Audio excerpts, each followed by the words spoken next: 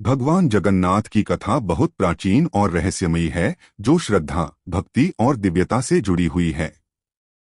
जगन्नाथ का अर्थ है जगत के नाथ, यानी पूरे संसार के भगवान। यह रूप विशेष रूप से उड़ीसा के पुरी शहर में प्रसिद्ध है, जहां उनका विशाल मंदिर है और हर वर्ष भव्य रथ यात्रा होती है। कहानी की शुरुआत द्वापर युग के अंत में होती है। जब महाभारत युद्ध के बाद श्री कृष्ण ने अपना अवतार कार्य पूर्ण किया, तो वे अंत में एक वन में जाकर ध्यानमग्न हो गए। एक शिकारी ने गलती से उन्हें हिरण समझकर तीर चला दिया, जिससे श्री कृष्ण ने अपने शरीर का त्याग कर दिया। श्री कृष्ण का शरीर पंचतत्व में विलीन हो गया, लेकिन उनका दिल हृदय नष्ट नहीं हुआ। वह हृदय दिव्य और अमर था, उसे नीलचक्र कहा जाता है। पुराणों के अनुसार द्वारका के राजा श्री कृष्ण के स्वधाम जाने के बाद पांडवों ने उनका अंतिम संस्कार किया, लेकिन उनका हृदय अग्नि में नहीं जला।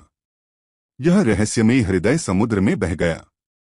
उधर उड़ीसा में एक राजा था, राजा इंद्रद्युम्न, जो परम भक्त था, और उसने एक दिव्य स्वप्न देखा कि समुद्र तट पर एक लकड़ी का दिव्य दारू, लकड़ी का टुकड़ा बहकर आएगा, जिससे भगवान का नया रूप बनेगा।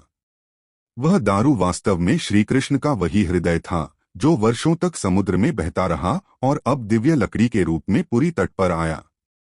राजा ने उस लकड़ी से भगवान के 3 रूप, भगवान जगन्नाथ, उनके भाई बलभद्र और बहन सुभद्रा की मूर्तियां बनवाने का संकल्प लिया। किंवदंती है कि स्वयं भगवान विश्वकर्मा मूर्तिकार बनकर आए, पर शर्त रखी कि मूर्तियां बनाते समय कोई भीतर न झांके। राजा ने वचन दिया, लेकिन कई दिनों तक दरवाजा बंद रहने के कारण राजा अधीर हो गया और द्वार खोल दिया।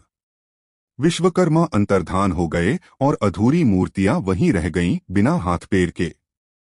पर भगवान ने संकेत दिया कि मैं ऐसे ही रहूंगा, यही मेरा नया रूप है।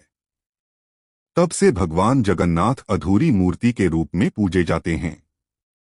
यह रूप भगवान श्री कृष्ण का ही है, लेकिन वह अपने भाई बहन के साथ एक नए भाव और भक्तिपथ के प्रतीक रूप में विराजमान हैं।